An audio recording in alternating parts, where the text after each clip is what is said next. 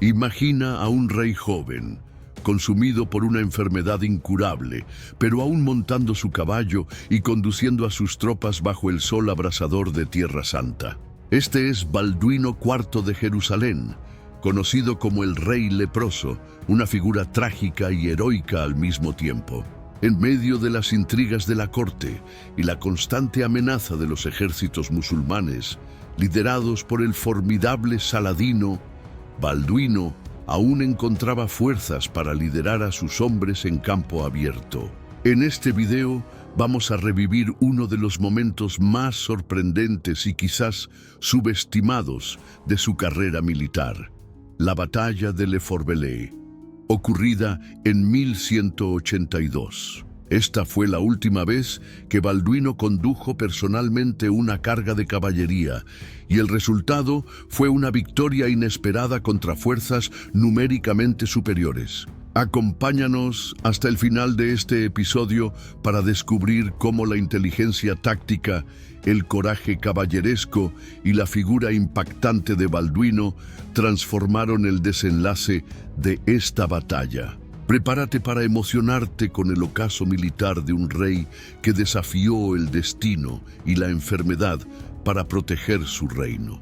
En el siglo XII, el reino latino de Jerusalén era un frágil bastión cristiano rodeado por potencias musulmanas en ascenso. Fundado tras la Primera Cruzada, el reino enfrentaba constantes presiones territoriales y religiosas, especialmente desde Egipto y Siria, unificados bajo el mando de Saladino. Internamente, las disputas entre varones y facciones dividían la corte, mientras externamente el cerco musulmán se intensificaba. Balduino, coronado aún adolescente, gobernaba bajo el peso de la lepra, pero su inteligencia política y valentía militar mantenían al reino en pie. En 1182, esa tensión alcanzaría un nuevo punto máximo. El año era 1182. El sol inclemente del verano de Palestina castigaba la tierra y las tensiones entre cristianos y musulmanes estaban en su punto más alto. Saladino, el sultán de Egipto y Siria, había lanzado una nueva ofensiva contra los estados cruzados, buscando probar las defensas del reino de Jerusalén y explotar sus divisiones internas. Sus ejércitos se movían con rapidez y brutalidad, invadiendo territorios, quemando campos y asolando aldeas. Balduino, aunque cada vez más debilitado por la lepra, no estaba dispuesto a permitir tal afrenta sin respuesta. La noticia de la invasión llegó mientras él estaba en Jerusalén, y aún contra las recomendaciones de los médicos y consejeros, el joven rey ordenó la convocatoria de sus tropas. Él sería, una vez más, el comandante en el campo. Le Fourbelet era un lugar estratégico, cercano a Montgisard, donde 5 años antes Balduino había conquistado una victoria gloriosa contra Saladino. Ahora, el terreno seco e irregular serviría de escenario para otro enfrentamiento decisivo. Los cruzados sabían que enfrentarían una fuerza mucho mayor. Saladino había traído consigo una caballería bien equipada, arqueros montados y unidades de infantería experimentadas. Aún así, Balduino contaba con la disciplina de los templarios, hospitalarios y sus propios caballeros francos. Al acercarse al enemigo, los cruzados tomaron una decisión arriesgada: atacar antes de que Saladino pudiera posicionarse cómodamente. Balduino, vistiendo una armadura adaptada a sus limitaciones físicas, montó su caballo y asumió la línea del frente. Ya no podía usar las manos como antes, y su cuerpo estaba visiblemente debilitado, pero su espíritu de liderazgo seguía intacto. El enfrentamiento fue feroz. Saladino intentaba desgastar a los cristianos con escaramuzas y ataques de arqueros, evitando un choque directo. Pero los cruzados mantuvieron su formación y, en un momento crítico, Balduino ordenó una carga pesada de caballería. Los templarios, junto a los caballeros del rey, rompieron el flanco musulmán con violencia, creando desorden entre los enemigos. El coraje del rey fue notable. A pesar del dolor, permaneció en el campo, alentando a sus hombres y asegurando que se mantuviera la disciplina. Cuando Saladino percibió que no lograría quebrar la resistencia cristiana sin sufrir grandes pérdidas, ordenó la retirada. La victoria en Le Forbelet no tuvo el mismo brillo estratégico que Montgisard, pero tuvo un valor simbólico inmenso. Fue la última vez que Balduino lideró personalmente una batalla campal y salió victorioso. La imagen del rey leproso, herido y debilitado, pero aún capaz de inspirar a sus hombres y derrotar al mayor comandante musulmán de su era, resonó en todo Oriente y Occidente cristianos. Esta batalla mostró que, a pesar de las divisiones internas y de la enfermedad incurable que lo consumía, Balduino seguía siendo el corazón resistente del reino. Pero el tiempo ya no estaba de su lado, y esta victoria sería una de sus últimas grandes hazañas como guerrero y soberano.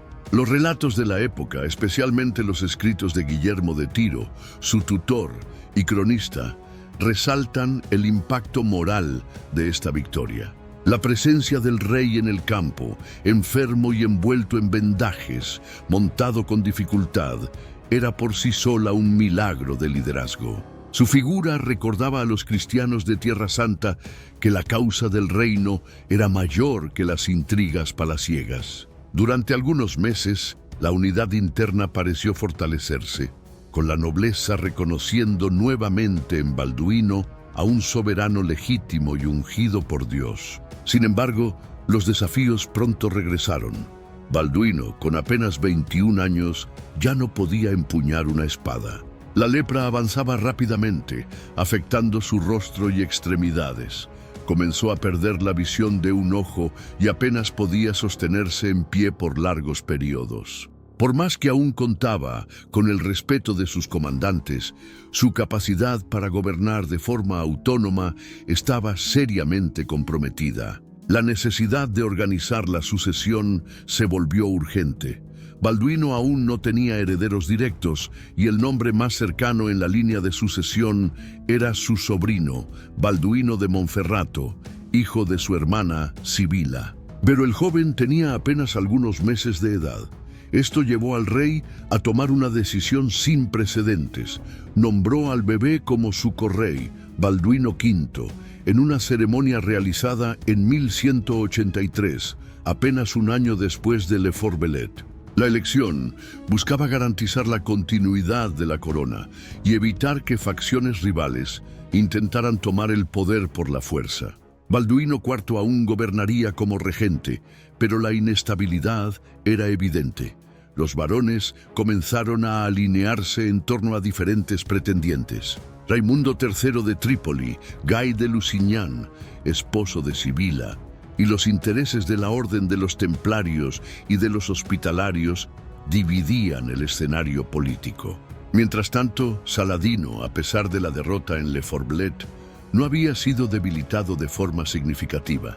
Utilizó el año siguiente para reorganizar sus fuerzas, intensificando la propaganda de la yihad y asegurando el apoyo de emires y ciudades que aún resistían a su autoridad. La batalla había sido una pequeña derrota táctica, pero la guerra estratégica seguía favoreciendo al sultán. Saladino sabía que el tiempo estaba de su lado y que la muerte o incapacidad del rey cristiano abriría camino para un avance decisivo. Balduino, por su parte, permanecía lúcido y determinado. Continuó participando en las reuniones del consejo a pesar de los dolores y limitaciones. Aunque su movilidad estaba reducida, enviaba emisarios, negociaba alianzas y resistía las presiones para abdicar. Su figura se convirtió en una especie de símbolo del sufrimiento redentor, un mártir vivo que sostenía, con sacrificio personal, el ideal cruzado.